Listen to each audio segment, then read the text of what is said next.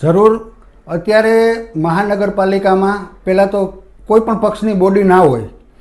ખરેખર તો મહાનગરપાલિકાએ પોતાએ જ ત્યાં પોતાને જ વિકાસના કામ કરવા હોય તો પોતે જ ખાતમુહૂર્ત કરવા જોઈએ. એની બદલે એટલા સમયથી માનો કે 1 વર્ષથી કોઈની બોડી નથી છતાં પણ ભારતીય જનતા પાર્ટીનો મહાનગરપાલિકામાં અડ્ડો બનાવી દીધો હોય એવા કાર્યો થઈ રહ્યા છે. એકને એક ખાતમુહૂર્ત કે જે વર્ષથી પહેલાં ખાતમુહૂર્ત થયું હોય, મુખ્યમંત્રી આવીને કર્યું હોય, એને ખાતમુહૂર્ત આ ભાજપના મળતિયા પાસે પાછા કરાવવામાં આવે છે. અને મારું કહેવાનું તો એ છે કે ખરેખર કોઈની બોડી ના હોય તો વિપક્ષને પણ બોલાવવા જોઈએ, ભાજપને પણ બોલાવવા જોઈએ, કાં તો કોઈને ન બોલાવવા જોઈએ અને નવા ખાતમુહૂર્ત કરવા જોઈએ. એકને એક વસ્તુના વારંવાર ખાતમુહૂર્ત કરી અને પ્રજા પોરબંદરની જનતાને ઉલ્લુ બનાવવાનું કામ આ લોકો કરે છે. મારું કહેવાનું એ છે કે ખરેખર પ્રજાહિત કામ કરવા જોઈએ.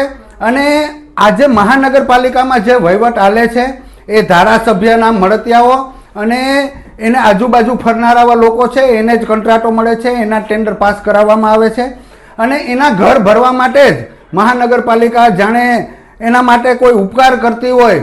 અને એના જે માન્યતા 4-5 જણા છે જે અર્જુન મોઢવાડિયાના મળતિયા છે કે આવનારા સમયમાં અર્જુન મોઢવાડિયાની ઘરે જે વાહિંદા કરતા હતા, પોતા મારતા હતા, જે હંજવારીઓ કાઢતા હતા, એવા લોકો જ આજે મહાનગરપાલિકામાં ખુડચું નાખીને બેસે છે. અને એના જ વહીવટો આજે કમિશનર અને એને જ બધાને ટેન્ડરો પાસ કરવામાં આવે છે. અમારો પોરબંદર જિલ્લા કોંગ્રેસનો એ વિરોધ છે. અને આવનારા સમયમાં જો પોરબંદર જિલ્લા મહાનગરપાલિકામાં પોરબંદર જિલ્લા કોંગ્રેસની બોડી બેસશે તો આવા જે મળતિયા છે, અર્જુન મોઢવાડિયાની આગળ પાછળ ફરનારાઓ છે, એ બધાને આટેઓ કરીને જેલ ભેગા કરવામાં આવશે.